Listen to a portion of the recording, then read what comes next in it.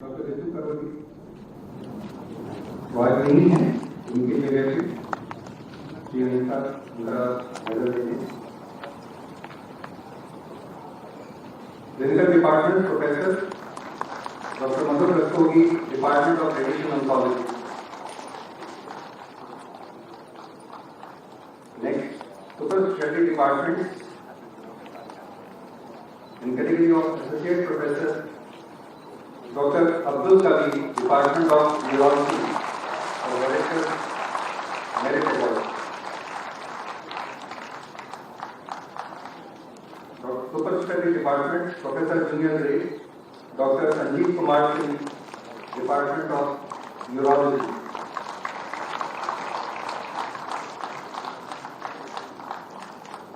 Super speciality department in category of professor Deepak Kumar Singh, department of neurosurgery.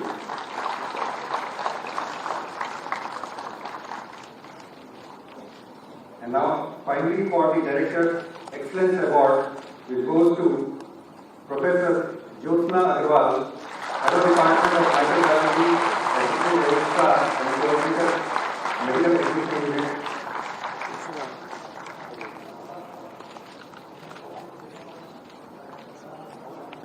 धन्यवाद। महोदय, वो कहते हैं कि दिन मांगे मोर। माननीय मुख्य अतिथि महोदय से अनुरोध है कि संस्थान का जो एनुअल वार्षिक रिपोर्ट है, वार्षिक प्रगति रिपोर्ट, उसका जो विमोचन है वो भी संस्थान परिवार आपके कमलों से ही कराना चाहता है। तो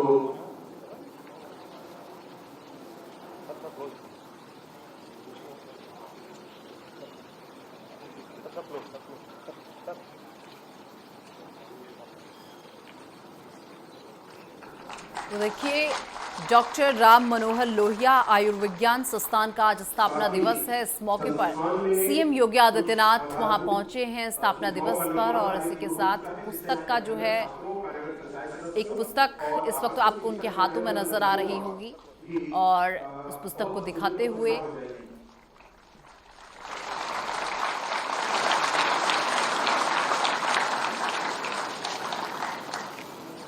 माननीय मुख्य अतिथि महोदय से अनुरोध है कि इन समस्त सुविधाओं का लोकार्पण किया जाएगा। कमलों से कहते संस्थान परिवार हमेशा आपका नहीं रहेगा। माननीय मुख्य अतिथि महोदय।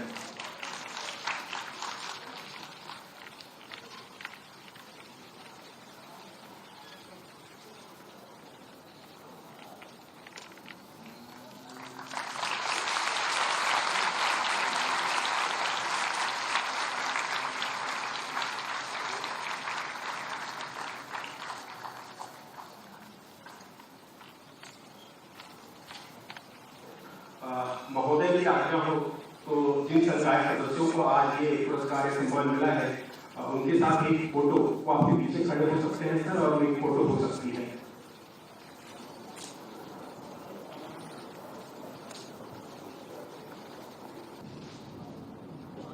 डॉक्टर राम मनोहर लोहिया आयुर्विज्ञान संस्थान के चतुर्थ वार्षिक स्थापना दिवस समारोह में आज यहाँ पर उपस्थित उत्तर प्रदेश सरकार में मंत्रिमंडल के मेरे वरिष्ठ सहयोगी, उप मुख्यमंत्री और इस स्वास्थ्य चिकित्सा शिक्षा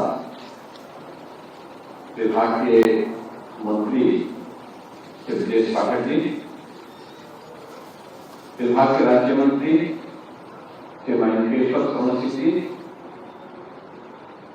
संस्थान के अध्यक्ष और प्रदेश के मुख्य सचिव श्री मनोज कुमार सिंह जी, संस्थान के उपाध्यक्ष चिकित्सा शिक्षा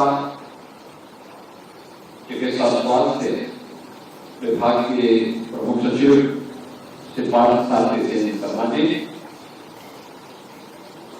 निदेशक डॉक्टर राम मनोहर लोहिया आयुर्विज्ञान संस्थान प्रोफेसर सिंह जी, मुख्य चिकित्सा अधीक्षक प्रोफेसर अजय कुमार सिंह जी, स्थापना दिवस समारोह में उपस्थित सभी गणमान्य अतिथिगण, संस्थान के सभी संकाय सदस्यगण, रेजिडेंट डॉक्टर और छात्र छात्राएं, मैं सबसे पहले चतुर्थ स्थापना दिवस के अवसर पर आप सबको हृदय से बधाई देता हूं और इस संस्थान पिछले 14 वर्ष की अपने अल्प अवधि में एक स्वास्थ्य केंद्र से, एक हॉस्पिटल से आज इंस्टीट्यूट बना है, जिसकी भी हृदय से बधाई देते थे आप सबकी प्रति मैं अपनी मंगल में शुभकामनाएं देता हूं।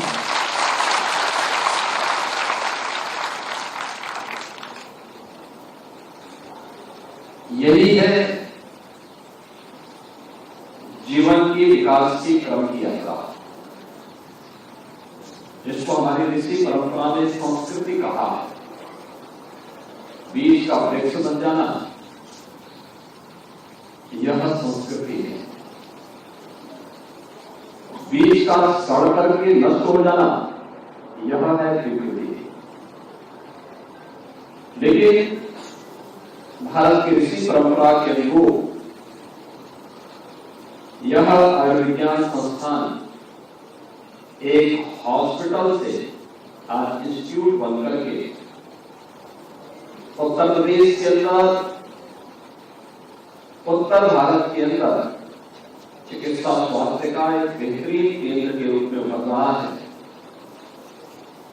यह संस्थान की एक उपलब्धि है और इस उपलब्धि के लिए पूरे संस्थान को, इससे जुड़े हुए यहाँ के जितने भी यहाँ के प्रबंधन समिति से, प्रबंधन से जुड़े हुए यहाँ के फैकल्टी मेंबर्स को, यहाँ के रेजिडेंट डॉक्टर्स को, यहाँ के स्टूडेंट्स को, इन सबको, जितने भी लोग हैं, पैरामेडिक्स हैं या और भी जितने भी लोग इस पूरी व्यवस्था के साथ जुड़े हुए हैं, इन सब का मैं हृदय से अभिनंदन करता हूँ, उन्हें बधाई देता हूँ।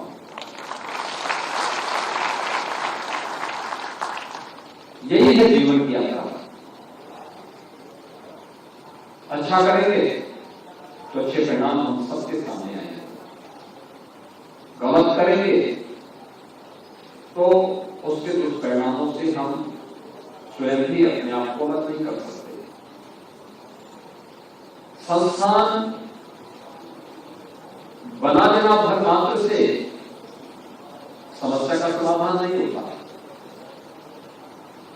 किन हाथों में है और कैसे उसको संचालन होना है। अच्छे हाथों में होगा तो संस्थान फलेगा, फूलेगा, एक संस्कृति की तरह आगे बढ़ करके अन्यों के लिए प्रेरणादायी बनेगा और आपके द्वारा किए गए परिश्रम, आपके द्वारा किया गया पुरस्कार का लाभ जनता जनार्दन को भी प्राप्त होगा।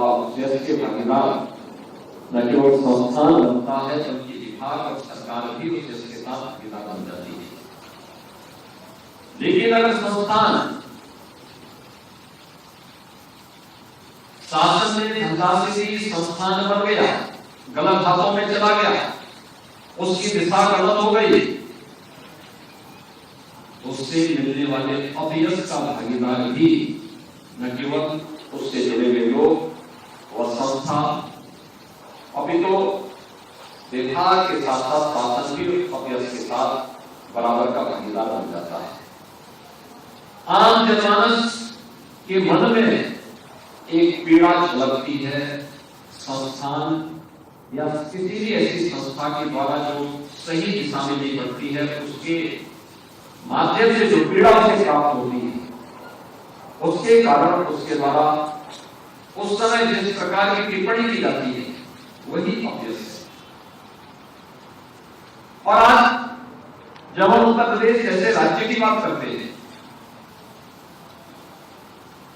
तो प्रदेश की राजधानी लखनऊ, लखनऊ आज उत्तर प्रदेश का सबसे बड़ा केंद्र है, सबसे बड़ी सिटी है। लगभग 70 लाख की आबादी अकेले लखनऊ में निवास करती है। और जब हम आरएलएल की बात करते हैं तो पूर्वी उत्तर प्रदेश का एक गेटवे है।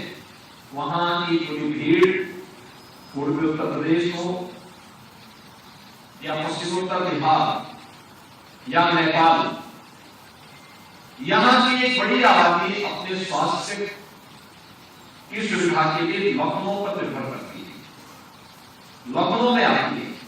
और लखनऊ में उनका सबसे पहले मुकाबला पड़ता है डॉक्टर राम मनोहर लोहिया आयुर्विज्ञान संस्थान से। वे संस्थान में आते हैं और इस संस्थान से जो सुविधा उन्हें प्राप्त होती है उस प्रकार की उनकी सकारात्मक या नकारात्मक टिप्पणी हम सबको सुनने को मिलती है। एक बड़ी आबादी उत्तर प्रदेश की 25 करोड़ की आबादी। जब कोई उत्तर प्रदेश की आबादी के बारे में सुनता है, दुनिया का कोई व्यक्ति मिलता है, कोई राजनयिक मिलता है, और जब उत्तर प्रदेश की आबादी के बारे में सुनता है तो वह स्वयं चौंक जाता है कि 25 करोड़ की आबादी का राज्य है। तो फिर पूछता है कि क्या यह 25 करोड़ की आबादी का है राज्य या 25 लाख का? हम कहते हैं 25 लाख के, तो हमारे यहाँ बड़े बड़े जो नगर निकाय हैं उनकी आबादी 25 लाख है। 25 करोड़ की आबादी उत्तर प्रदेश की है, तो वे चौंकते हैं इस आबादी में। लेकिन जहां ये हमारे लिए एक चुनौती होती है, लेकिन वही साथ ही साथ हमारे सामने यह एक अवसर भी होता है अपने लिए तमाम प्रकार के कार्यों को सेवा के साथ साथ अपने तमाम प्रकार के रिसर्च एक्टिविटी को भी बताने, देखने और स्टडी करने का भी एक माध्यम यह बन सकता है। और मैं अक्सर देखता हूं, मैंने जब आपकी वार्षिक प्रतिवेदन को यहां पर संस्थान के डायरेक्टर के द्वारा प्रस्तुत किया जा रहा था, तो उन्होंने संस्थान के बारे में एक संक्षिप्त रिपोर्ट यहां पे प्रस्तुत की थी और इसके बारे में ब्यौरा भी दिया गया कि संस्थान यूजी, पीजी और फिर सुपर स्पेशलिटी के तमाम विभागों का संचालन आज सफलतापूर्वक कर रहा है। संस्थान एक छोटे से हॉस्पिटल से पढ़कर के आज 1300-1400 बेड्स का एक बड़े संस्थान के रूप में आज विकसित होकर के उस प्रकार की सुविधाएं दे रहा है। ऑर्गन ट्रांसप्लांट की दिशा में भी संस्थान आगे बढ़ चुका है, उसके परिणाम भी सामने आ चुके हैं। ये सभी चीजें वे अपने प्रतिवेदन के साथ यहाँ पे प्रस्तुत कर रहे थे, अपनी वार्षिक रिपोर्ट में भी प्रस्तुत कर रहे थे कि संस्थान ने और क्या कुछ किया है और आगे की हमारी कार्य योजना क्या है। ये किसी भी संस्थान के द्वारा अपनी वार्षिक उसको स्थापना दिवस के अवसर पर इस प्रकार का प्रतिवेदन देना स्वाभाविक होता है कि हम अपने को आत्मनिर्भर स्वयं कर सके और भविष्य की कार्य योजना को फिर उसके लिए तैयार कर सके, भविष्य के लिए अपने आप को तैयार कर सके। और संस्थान ने उस कार्य योजना को यहाँ पर प्रस्तुत करते समय इन सब बातों को यहाँ पर उल्लेख किया कि हमें क्या क्या कुछ हमारे पास है, और उसी में ये भी आया था कि हमारे कितने स्टडी पेपर हैं, कितने पब्लिकेशंस हैं, कितने पेटेंट हमें प्राप्त हुए। ये आज के दिन की सबसे बड़ी आवश्यकता है। आपके पास जो पेशेंट आता है और पेशेंट आते यहाँ पे लगभग 9 लाख पेशेंट ओपीडी में देखे, 50,000 से अधिक ऐसे थे जिनको आईपीडी में आप यहाँ पर इंडोर फैसिलिटी उपलब्ध करवा करके उनका उपचार करके सफलतापूर्वक फिर उन्हें यहाँ से उपचारित करके उन्हें यहाँ से उनके घर की तरफ प्रस्थान कराया। वार्षिक प्रतिवेदन के साथ आप लोग यानी लाखों की संख्या में लोगों को यहाँ पे उपचार का लाभ दे रहे हैं। और मुझे लगता है अगर उसके डाटा भी हर एक डॉक्टर के द्वारा तैयार करके सभी जितने भी यहाँ के फैकल्टी मेंबर्स हैं उनके द्वारा तैयार होकर के अगर उस पर भी स्टडी हो और फिर उसी स्टडी को आगे बढ़ा करके आप कार्य करेंगे तो मुझे लगता बड़ा लाभ इसके माध्यम से न केवल आपको बल्कि आने वाले पेशेंट को भी प्राप्त होने वाला है। हमारी सबसे बड़ी समस्या क्या होती है? हम लोगों को स्वयं पे विश्वास नहीं होता और अक्सर होता है कि हम लोग इन बातों से परेशान होते हैं कि आज दुनिया के अंदर क्या कुछ है उसकी तरफ भागते हैं, अपने स्तर पर नहीं। मैं अक्सर देखता हूं कि डॉक्टर के बारे में कहा जाता था जितना अनुभवी होगा उतना उसका लाभ मिलता है और उसका लाभ अनावश्यक कभी नहीं होता, उसका अनुभव व्यावहारिक होता है। मैंने अक्सर इस चीज को देखा है। मेरे हाथ में एक समस्या आ गई, मैं परेशान था। मैंने एक संस्थान में जाके 2 वर्ष पहले ऑपरेशन कराया, फिर से समस्या खड़ी हो गई। मैं अचानक गत सप्ताह गोरखपुर गया था। एक डॉक्टर मुझसे मिलने के लिए आए। उन्होंने कहा आपके हाथ में पट्टी मुझे अच्छी नहीं लगती है, अगर आप थोड़ा सा मुझे बताएंगे तो मैं इसको देख लूं। वो बेचारा चुपचाप अपने जेब में एक इंजेक्शन भी लेके आया था। मैंने कहा यार देखो इंजेक्शन तो नहीं लगाऊंगा, आपको देखना है तो वैसे देख लो।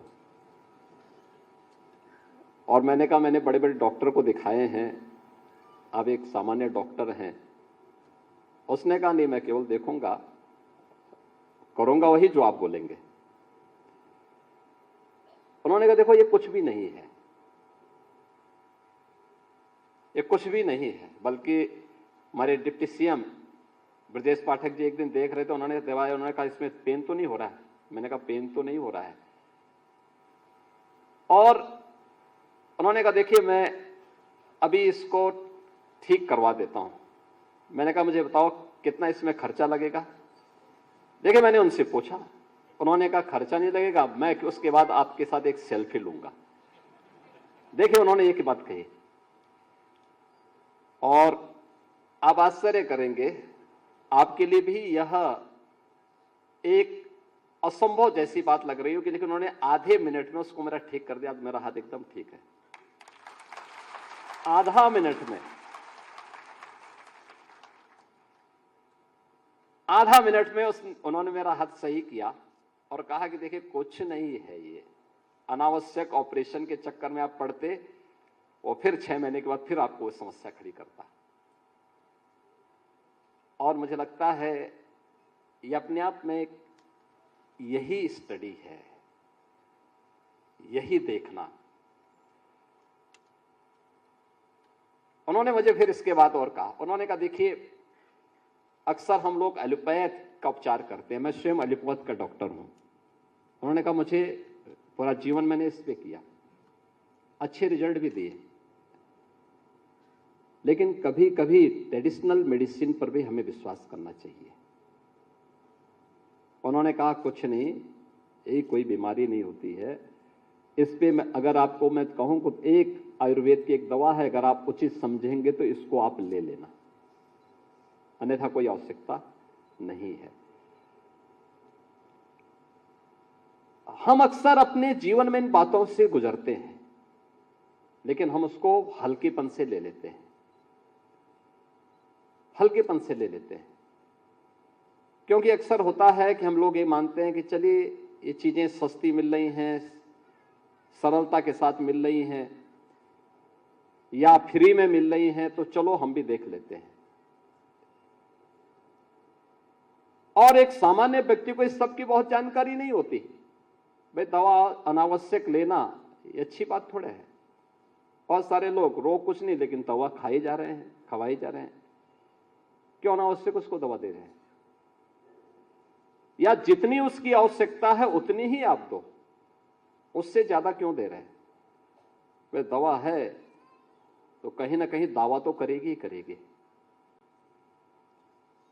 तो अगर आप रोग के उपचार के लिए उसका उपयोग करेंगे तो दुहाई देगी, नहीं तो दावा तो अपना करेगी ही, फिर साइड इफेक्ट उसके होंगे ही होंगे। और ये अक्सर कैसे होता ज्ञानता में, मैं एक बार एक दूर दराज के गांव में गया था, मैं सांसद था गोरखपुर से, तो मैं ऐसे ही बैठा था, अचानक बाहर हल्ला हो रहा था, तो मैं गया, मैंने देखा एक लंबी लाइन लगी थी। मैंने कहा ये क्या लाइन क्यों लगी है? तो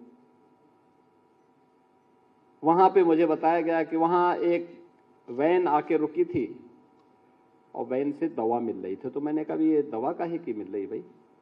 उसने कहा साहब ये लेप्रोसी के खिलाफ हमारा एक अभियान चल रहा है, उसमें दे दो। तो मैंने कहा कि सब लोग कुष्ठ रोगी हो गए क्या? कहा सब मांग रहे हैं। तो अबे हमने कहा ऐसे दे दोगे किसी को भी?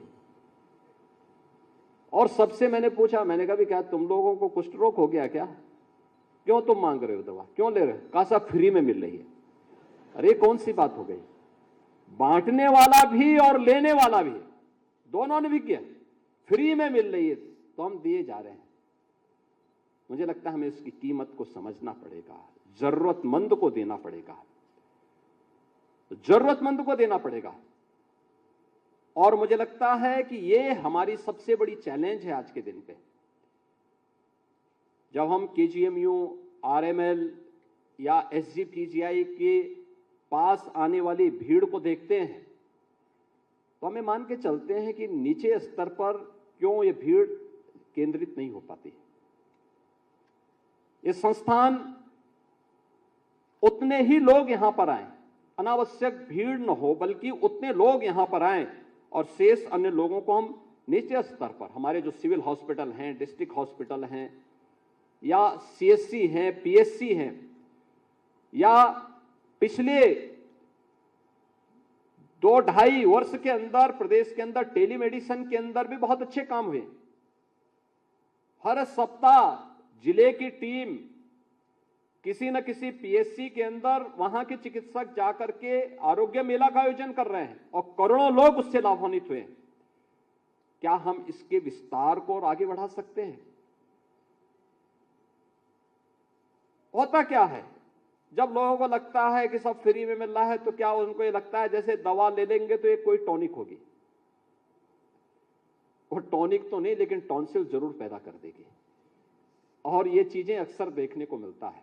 आज मेरा ये मानना है स्वास्थ्य के क्षेत्र में शासन ने इतना फैसिलिटेट किया है। उत्तर प्रदेश अकेले 5 करोड़ 11 लाख से अधिक लोगों को तो केवल आयुष्मान भारत का गोल्डन कार्ड जारी कर चुका है। इतनी बड़ी आबादी, याद करिए कि इससे पहले इन लोगों को कोई सुविधा नहीं थी। अभी परसों ही यूनियन कैबिनेट ने 70 वर्ष के हर व्यक्ति को आयुष्मान भारत में 5 लाख रुपए की फ्री स्वास्थ्य सुविधा प्रतिवर्ष देने का निर्णय लिया है। कितनी बड़ी आबादी होगी कि आज से 5 वर्ष पहले, 7 वर्ष पहले क्या कोई ये कल्पना करता था? नहीं था, यह संभव लगता था। मुख्यमंत्री राहत कोष में जो भी आता है, हम उसके चेहरे को नहीं देखते, हमें भी नहीं पता वो व्यक्ति कौन है। एप्लीकेशन आता है, हम वेरिफिकेशन के लिए भेजते हैं, 3 दिन के अंदर जिलाधिकारी के द्वारा उसकी पूरी रिपोर्ट बना करके भेज दी जाती है और पैसा सीधे हॉस्पिटल को पहुंच जाता है, उसका उपचार होता है। कोई किसी प्रकार का कोई भेदभाव नहीं, सबको प्राप्त हो रहा है। माननीय जनप्रतिनिधियों के स्तर पर भी इस प्रकार की सुविधा हो रही है। समस्या आज के दिन पर पैसे की नहीं, वही प्रबंधन की है। समस्या संस्थान की नहीं है या हॉस्पिटल की भी नहीं है, उसके प्रबंधन की है। कैसे हम इनको आपस में डिस्ट्रीब्यूट करके, एक दूसरे के साथ समन्वय करके, टीम वर्क से हम रिजल्ट में उसको बदल दें। और ये रिजल्ट देने की स्थिति हम सब की अगर होती है तो बेहतर परिणाम आ सकते हैं, बेहतरीन परिणाम आ सकते हैं। इस बेहतरीन परिणाम की दिशा में हमें कार्य करना होगा, उस दिशा में आगे बढ़ना होगा। यहां पे आपके द्वारा दिए जाने वाली सुविधा और हमारे जो चिकित्सक हैं, चाहे वह फैकल्टी मेंबर्स होंगे यानी सीनियर जितने भी प्राध्यापक गण होंगे, रेजिडेंट डॉक्टर्स होंगे, इनका पेशेंट और पेशेंट के अटेंडेंट के साथ व्यवहार ये बहुत मायने रखता है। एक डॉक्टर अनुभवी होने के साथ साथ उस फील्ड का विशेषज्ञ होने के साथ साथ उसका उतना ही संवेदनशील होना भी आवश्यक होता है। अगर वह ये तीनों गुणों से परिपूर्ण है तो आम जनता उसके प्रति कितनी अपार श्रद्धा और सम्मान का भाव रखती है, इसकी कोई कल्पना नहीं कर सकता। लोग उसके प्रति यथार्थ सम्मान का भाव रखते हैं और उस सम्मान के लिए हम लोगों को अपने आप को तैयार करना है। दूसरा, अब ये हॉस्पिटल ही नहीं, अब तो ये इंस्टीट्यूट बन चुका है। अभी भी हमें देखना होगा एक एक पेशेंट के बारे में, उसकी प्रकृति के बारे में, उसके लक्षणों के बारे में, बीमारी के उपचार के लिए किस किस चरण में आपको क्या कुछ करना पड़ा है, ये सारे लक्षण बता देंगे, सारी चीजें आपको बता देंगे। यह आवश्यक नहीं कि एक ही दवा एक व्यक्ति पर, सभी लोगों पर एक पर अगर वह अनुकूल हुई तो सभी पे हो जाएगी, ऐसा संभव नहीं। उसकी प्रकृति पे भी निर्भर करता है, देश काल और परिस्थिति भी उसको प्रभावित करती है। लेकिन क्या इस पर कोई कॉम्प्रिहेंसिव स्टडी हम लोगों के द्वारा कभी की जाती है? हम करते हैं, नहीं हो पाता। और मुझे लगता है संस्थान बनने के बाद हमें अनिवार्य रूप से हर एक फैकल्टी मेंबर के लिए अनिवार्य करना चाहिए कि वह अपने प्रत्येक पेशेंट के प्रत्येक उसको लेकर के दें, हर महीने एक स्टडी पेपर लिखें, लिखने की आदत डालें, फिर देखें उसमें रिजल्ट क्या है और फिर नेशनल और इंटरनेशनल जर्नल में उनके आर्टिकल छपे, फिर इस पर रिसर्च की गतिविधि को आगे बढ़ाने की आवश्यकता है, रिसर्च एंड डेवलपमेंट के कार्यक्रम को आगे बढ़ाने की आवश्यकता है और फिर अपने पेटेंट की दिशा में आगे बढ़ने की आवश्यकता है। मुझे लगता है संस्थान तब प्रगति करते हुए दिखाई देगा और लोगों के विश्वास का प्रतीक बनेगा। उस प्रतिस्पर्धा के लिए हमें आज अपने आप को तैयार करना है। दूसरा, अवेयरनेस का, पेशेंट में भी अवेयरनेस का भाव, जो मैंने कहा ना कि उतने लोग एक की दवा के लिए, उन बीमारी नहीं लेकिन दवा के लिए फ्री में मिल रही इसलिए लेने के लिए चले गए। बताना पड़ेगा, आवश्यकता है तो लीजिए, नहीं तो मत लीजिए। भाई दवा से नहीं होता है, बहुत बार व्यक्ति के रहन सहन खान पान पर भी बीमारी निर्भर करती है। हम उनको बताएं इसके बारे में, समय पे जगना, समय पे भोजन करना, भोजन की मात्रा भी इस प्रकार से रहे कि वो स्वस्थ लगे ही नहीं, दिखे भी और साथ साथ उसके अनुरूप आचरण भी वो उसका दिखना चाहिए। हम इसके बारे में भी उसको बता सकते हैं और उस दिशा में उसको प्रेरित कर सकते हैं। तीसरा, हम लोग पेशेंट को यह भी बता सकते हैं केवल दवा लेने से नहीं होगा। भाई अब बहुत सारी चीजें ऐसी होती है जो सामान्य, उसमें भी अगर आप उन लोगों को बताएंगे व्यवहारिक जीवन में क्या चीजें हो सकती हैं उसको स्वस्थ रखने के लिए। अगर कोई व्यक्ति 11 बजे सो के उठेगा और रात्रि को 2 बजे 3 बजे सोएगा तो आप उसको आरोग्य होने की कल्पना कर रहे हैं, तो मुझे लगता है कि यह कठिन ही होगा। उसको हमें समय पे जगने और समय पे सोने की भी आदत डलवानी पड़ेगी। उसको बोलना पड़ेगा कि भाई अब दिनचर्या ठीक तो करिए पहले अपनी, दवा से कब तक जियोगे। हम उसको इस दिशा में भी प्रेरित करें, सही दिनचर्या हो, आरोग्यता के सबसे पहले लक्षण होंगे। अगर हम इस दिशा में उसको प्रेरित करते हैं, बहुत सारे कार्य हो सकते हैं। और फिर हॉस्पिटल्स के साथ, सीएचसी के साथ, पीएचसी के साथ या डिस्ट्रिक्ट हॉस्पिटल के साथ इंस्टीट्यूट का आपस में एक कोलैबोरेशन हो, आपस में एक समन्वय हो, एक दूसरे के बारे में हम लोग जोड़ें, टेली कंसल्टेशन की सुविधा के साथ जोड़ें, समय समय पर वहां के चिकित्सकों को यहां भेजें, यहां के विशेषज्ञ वहां जाएं, वहां लोगों को बताएं, वहां के चिकित्सकों के साथ भी अपने नॉलेज का आदान प्रदान करें, अनुभव का आदान प्रदान करें। रिजल्ट आएंगे, रिजल्ट आएंगे। आईएमए के साथ भी हम बैठ सकते हैं, हमें बैठना चाहिए, आखिर वे भी तो कार्य कर रहे हैं, उससे परिणाम आएंगे।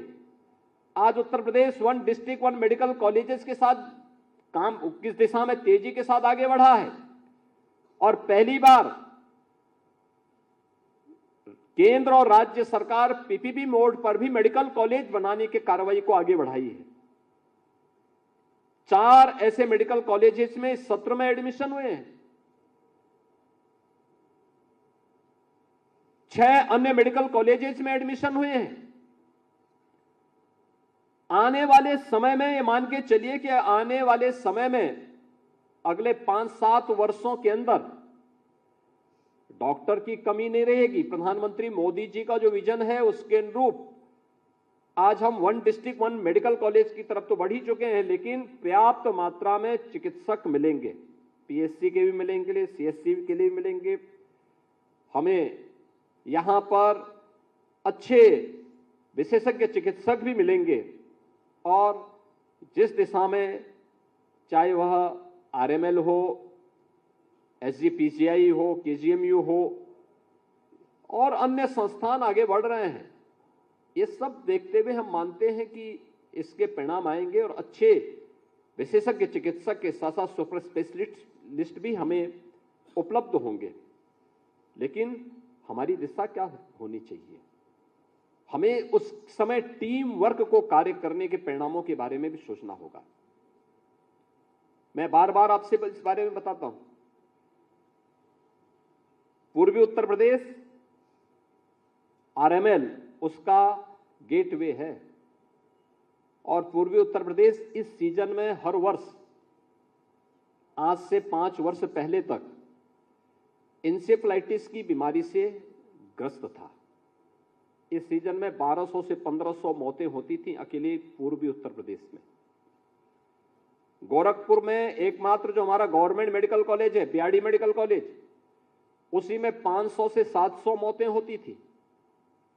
इस सीजन में मध्य जुलाई से लेकर के मध्य नवंबर तक, यानी 15 जुलाई से 15 नवंबर के बीच में 1200 से 1500 बच्चों की मौत होती थी।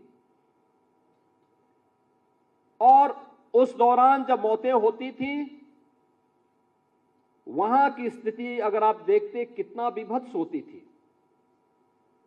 बड़ी भयावह होती थी। और एक क्रम 40 वर्षों से चल रहा था।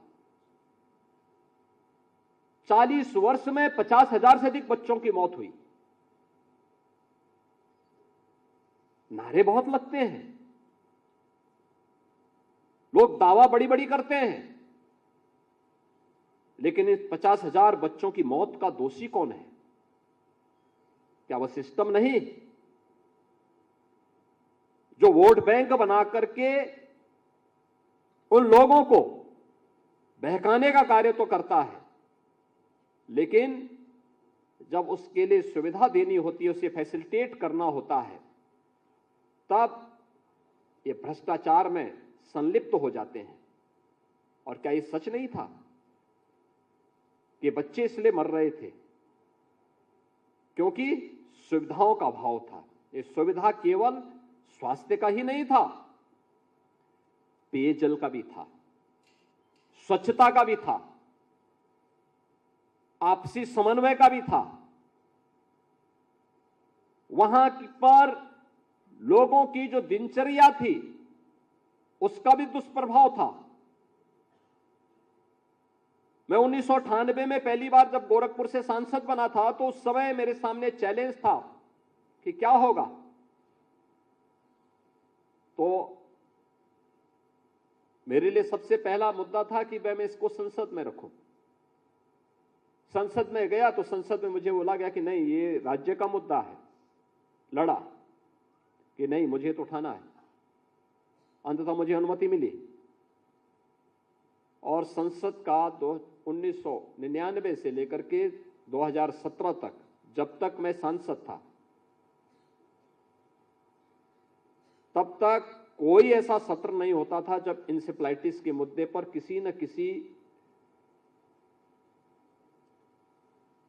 बहाने में इस मुद्दे को सदन का ध्यान और सरकार का ध्यान आकर्षित करता रहा। इंसेफ्लाइटिस के नाते ही गोरखपुर में एम्स भी मिला। प्रधानमंत्री जी ने एम्स गोरखपुर में इसीलिए दिया कि भाई इंसेफ्लाइटिस जैसी बीमारी में उपचार की सुविधा वहां होगी। बीआरडी मेडिकल कॉलेज में सुपर स्पेशलिटी का ब्लॉक बना, वहां पे वायरल रिसर्च का एक रीजनल सेंटर बना और लगातार आंदोलन होते थे हम लोगों के, सड़क से लेकर के सदन तक। जब विपक्ष में रहते थे तो सड़कों पे आंदोलन करते थे, सत्ता में रहते तो सदन में उठाते थे, लेकिन 17 में जिम्मेदारी मेरे ऊपर ही आ गई।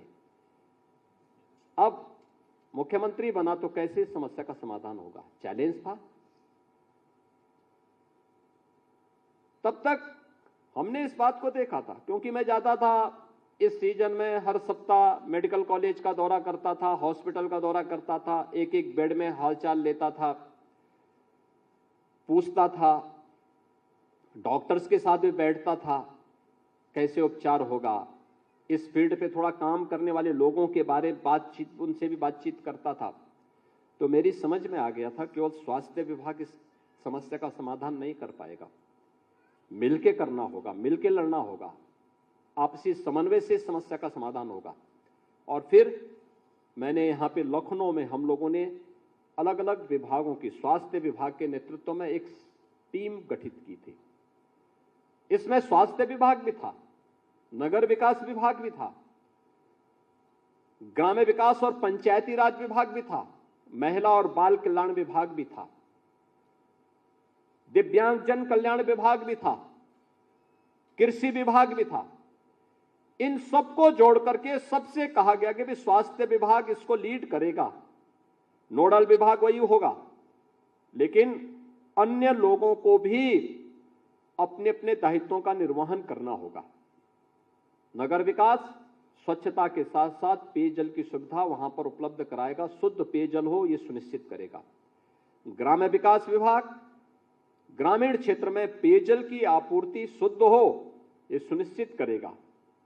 पंचायती राज विभाग स्वच्छता के विशेष अभियान को उन क्षेत्रों में, प्रभावित क्षेत्रों में निरंतर चलाएगा। फॉगिंग हो, सैनिटाइजेशन की कार्रवाई हो, ये भी वहां पे निरंतर चलते रहने चाहिए। ऐसे ही महिला और बाल विकास विभाग वहां पर पोषाहार की सुविधा उन सभी को उपलब्ध करवाने का काम करेगा। कुपोषित बच्चे हो, कुपोषित माता हो, इन सबको उपलब्ध करवाएगा। और सभी विभागों ने अपनी कार्रवाई आगे बढ़ाई। स्वास्थ्य विभाग ने इंसेफ्लाइटिस ट्रीटमेंट सेंटर बनाए, पीएससी सीएससी में जो डॉक्टर्स तैनात, वहां डॉक्टर्स को पूरा तैनाती करने के साथ साथ उनका प्रशिक्षण करवाया। आशा वर्कर, एएनएम और आंगनवाड़ी को भी प्रशिक्षित किया गया। यह सुनिश्चित हुआ कि घर घर जाकर के हम अभियान चलाएंगे, संचारी रोग अभियान का, नियंत्रण का, दस्तक अभियान चलाएंगे। डोर टू डोर जाकर के बोलेंगे कोई बीमार तो नहीं है, कोई। परिणाम क्या रहा, इनसे यानी 108, 102 की एम्बुलेंस भी लगाई गई। कोई पेशेंट निजी वाहन से नहीं जाएगा, किसी 3 व्हीलर से, 4 व्हीलर से हॉस्पिटल नहीं जाएगा, एम्बुलेंस से पहुंचेगा। परिणाम क्या है, 17 में सरकार आई, जुलाई में हमने अभियान प्रारंभ किया और मात्र 2 वर्ष में 19 में हम लोगों ने इंसेफ्लाइटिस को नियंत्रित कर दिया। आज मौतें वहां 0 हो गई हैं, आज मौत वहां 0 है। मैं इस बार भी 2 बार गया, पूरा सर्वे करके आया। आज खुशहाली है, इतने बच्चों की जानें बची हैं, बेहतर समन्वय से, बेहतर संवाद से। आखिर ये जो बच्चे हैं ये किसी जाति, मत और मजहब से नहीं, ये हमारे राज्य और हमारे देश की एक धरोहर है। उसको स्वास्थ्य सुविधा प्राप्त करना उसका अधिकार है, हर व्यक्ति का अधिकार है। सुविधा देना, उसको फैसिलिटेट करना, इस सरकार का दायित्व है। लेकिन सरकार के तंत्र के रूप में तो आप ही काम करते हैं। उस तक पहुंचाना, सही मिले, समय पे मिले, यह आवश्यक है। और परिणाम क्या है? 40 वर्ष में 50,000 बच्चों की मौत जिस क्षेत्र में होती थी, आज वहां इंसेफ्लाइटिस गायब है, एकदम गायब है। और जो अभियान चला, परिणाम क्या रहा? संचारी रोग नियंत्रण अभियान का, डेंगू नियंत्रित, मलेरिया नियंत्रित, कालाजार नियंत्रित। ये तो इस सीजन में इंसेफ्लाइटिस होता था, साथ साथ मलेरिया भी आता था, डेंगू भी आता था। और वहां तो एकमात्र मेडिकल कॉलेज गोरखपुर में था, वहां तो एक एक बेड में 4-4 बच्चे लिटाए जाते थे। लेकिन उससे प्रभावित होता था राम मनोहर लोहिया चिकित्सालय भी, क्योंकि भीड़ सबसे पहले यहीं आती थी, यहां पर फिर वो लोड पड़ता था। फिर केजीएमयू में, एसजीपीजीआई में, सब जगह लोग जाते थे, भटकते रहते थे। यहां के सिविल हॉस्पिटल में अन्य हॉस्पिटल भी भरे पड़े रहते थे। कहां जाते हो लोग? लेकिन आज मुझे बताते हुए प्रसन्नता है कि इंसेफ्लाइटिस को पूरी तरह समाप्त कर दिया गया। लेकिन मुझे अफसोस है कि अब तक इस पे कोई स्टडी पेपर भी नहीं लिखा गया। मैंने बहुत बार कहा कि भाई लिखो, इसको भेजो, एक सफलतम मॉडल है ये, क्योंकि मॉडल इस रूप में प्रस्तुत किया गया है कि कैसे अगर एक अभियान, और इसी मॉडल का परिणाम है कि जब 2020 में कोविड-19 आया था तो मैंने तत्काल टीम 11 का गठन कर दिया था कि भाई अब हम लोगों को इस पर भी लगाम कसना है। इंसेफ्लाइटिस की सफलतापूर्वक समाधान के बाद कोविड-19 के लिए हम लोगों ने उस समय प्रयास प्रारंभ किए थे। व्यक्ति अनुभव से ही सीखता, मैं कोई डॉक्टर थोड़े हूं, हमें तो वही अनुभव था, उसी अनुभव का लाभ हम लोगों ने वहां पे दिया। दूसरा हमारी कमी है, हम अपने डाटा को संकलित नहीं कर पाते। आज तो आपके पास तकनीक है, डाटा संकलन करिए। आपके जो मातृ मृत्यु दर, शिशु मृत्यु दर की रिपोर्ट खराब आती है, इसका परिणाम है डाटा अपलोड नहीं होते समय पे। हम समय पे डाटा को अपलोड नहीं कर पाते हैं, किसी भी स्तर पर नहीं कर पाते हैं। रिजल्ट इतने बुरे नहीं, लेकिन रिजल्ट डाटा अपलोड न होने के कारण बुरे दिखाई देते हैं। मुझे लगता है इस दिशा में हमें बेहतर प्रयास किए जाने की आवश्यकता है। आज जब आप अपना 4th स्थापना दिवस के कार्यक्रम के साथ यहां जुड़े हुए हैं, एक लंबी यात्रा की तैयारी के लिए अभी से न केवल उपचार का बल्कि रिसर्च एंड डेवलपमेंट की एक्टिविटीज को हम और अच्छे ढंग से आगे बढ़ा सकते हैं। आपके पास वे संभावनाएं हैं, उन संभावनाओं को आगे बढ़ाने की आवश्यकता है। और मुझे प्रसन्नता है कि एक छोटी सी अवधि में एक हॉस्पिटल एक संस्थान के रूप में विकसित होकर के एक नई संभावनाओं को जन्म दे रहा है। इस सकारात्मक पहल को और तेजी के साथ आगे बढ़ाने की आवश्यकता है। संस्थान ने आज अपनी वार्षिक प्रतिवेदन को यहां पर अपनी एक बुकलेट के माध्यम से भी प्रस्तुत किया है, उसका आज विमोचन हुआ है। संस्थान के अंदर जो अन्य विकास के कार्य हुए हैं उनका भी लोकार्पण का कार्यक्रम यहां पर आज संपन्न हुआ है। मुझे पूरा विश्वास है कि न केवल इससे चिकित्सालय से जुड़े हुए यहां के प्राध्यापकगण, चिकित्सकगण, यहां के छात्र छात्राएं, बल्कि यहां पर आने वाले प्रत्येक पेशेंट को भी इन सुविधाओं का लाभ प्राप्त होगा। और डॉक्टर राम मनोहर लोहिया यहां पे इंस्टीट्यूट, आयुर्विज्ञान संस्थान बेहतरीन तरीके के साथ अपनी पहचान अपने कार्यों के माध्यम से करेगा। आपका कार्य आपकी पहचान बननी चाहिए। आप पर पहचान थोपने की जबरदस्ती कोई थोपे ना, बल्कि आपके कार्य आपकी पहचान बननी चाहिए। हमें उस दिशा में आगे बढ़ना चाहिए। और मेरा मानना है ये संभव है। मैं हमेशा एक बात को मानता हूं कि जीवन में सफलता के लिए 2 रास्ते होते हैं, एक समस्या है, दूसरा समाधान है। समस्या पे अगर ध्यान केंद्रित करोगे तो आपको समस्या ही नजर आएगी, अक्सर मैं देखता हूं जब हम समस्या की चर्चा करते हैं तो लोग उस समस्या पे नई समस्या खड़ी करते हैं, उसको मकड़े की जाल की तरह उलझाते हैं। आप समस्या को पूरी तरह इग्नोर करते हुए, क्योंकि समस्या नए नए रास्ते देगी आपको बहाना बनाने के। समस्या होती है बहाना के लिए। आप समाधान पर ध्यान देंगे तो रास्ते मिल जाएंगे, अवश्य मंजिल प्राप्त होगी।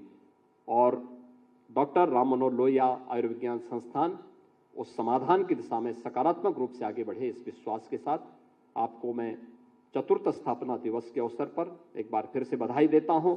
आप सबके प्रति अपनी मंगलमय शुभकामनाएं देता हूं। धन्यवाद। जय हिंद।